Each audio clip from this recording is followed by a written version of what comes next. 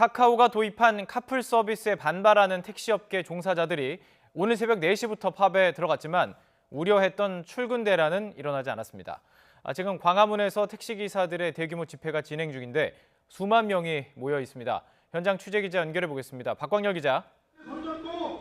네, 광화문 집회 현장에 나와 있습니다. 네, 지금 집회 소리가 조금씩 들려오고 있는 것 같습니다. 현장 상황 어떻습니까?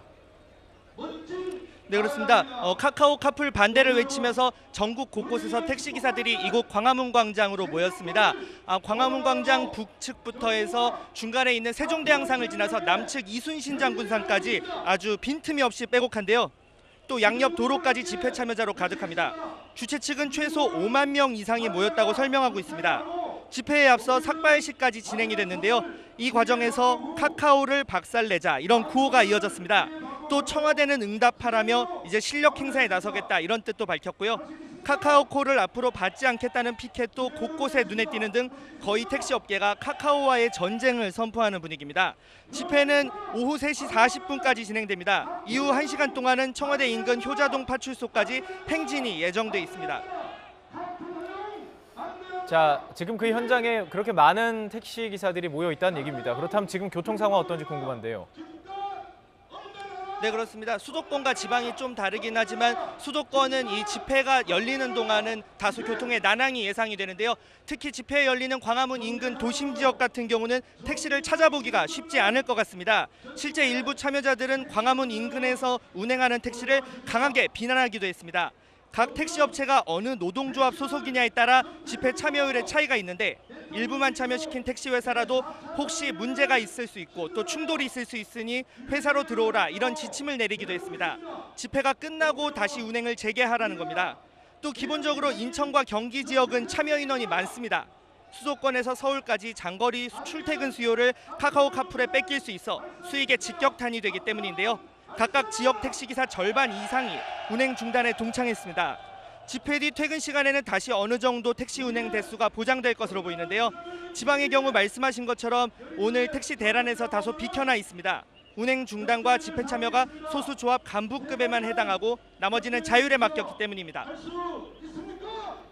자, 이 부분도 짚어보죠. 택시업계와 카풀업체 사이 그 쟁점은 뭔가요? 네, 지금 현행 법령을 보면 일반 승용차로 사람을 태우고 돈을 받는 것은 금지돼 있습니다. 다만 출퇴근의 경우엔 예외인데요. 이 출퇴근이 바로 카풀을 얘기하는 겁니다. 그런데 문제는 출퇴근에 대한 정의가 모호한 상황입니다. 출퇴근 시간이 적혀 있고 또 몇 번 카풀이 가능한지 어디까지를 같은 방향으로 볼 수 있는지 이런 것들이 전혀 나와 있지 않다는 겁니다. 택시업체 측은 출퇴근 시간에는 가능하다는 이 예외 규정 자체를 없애야 한다고 주장합니다.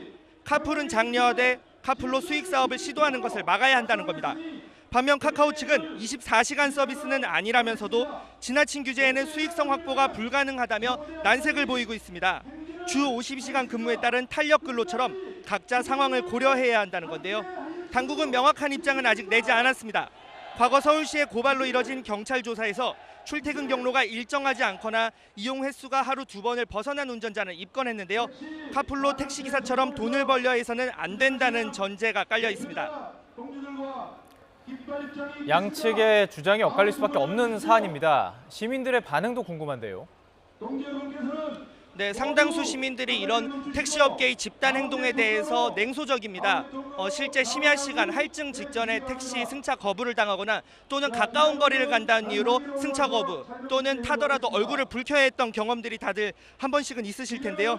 난폭 운전이나 서비스에 대한 불만 등도 이유 중 하나입니다. 카풀이 생겨도 소비자의 선택을 받아 이겨내면 되지 왜 집단 행동을 하느냐는 겁니다. 다만 혁신산업 성장 과정에서 지나친 규제는 안 되겠지만 그렇다고 그 그늘을 너무 넓게 들이우는 것 역시 문제라는 지적도 나옵니다. 뉴욕 등 해외 사례를 보면 우버가 난립하면서 실제 택시기사 소득이 크게 감소했습니다. 그러다 보니 신규 사업 과정에서 이익 일부를 택시업계에 보조금 형식으로 지급하는 등 정부의 적극적 대책 마련이 필요하다는 지적도 나오고 있습니다. 지금까지 광화문 집회 현장에서 YTN 박광열입니다.